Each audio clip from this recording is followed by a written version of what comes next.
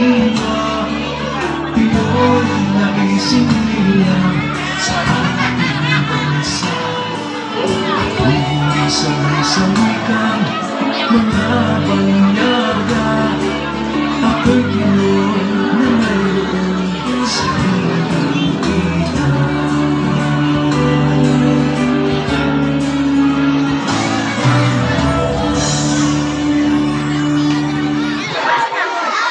Magandang hapon po sa inyong lahat. Ako po si Daniel Alvin G. Tubo, Manuel L. Quezon, Baitang Isa. Ayon kay Manuel L. Quezon, ang wika ay siyang nagpapahayag ng mga kaisipan at bitihin ng isang bayan.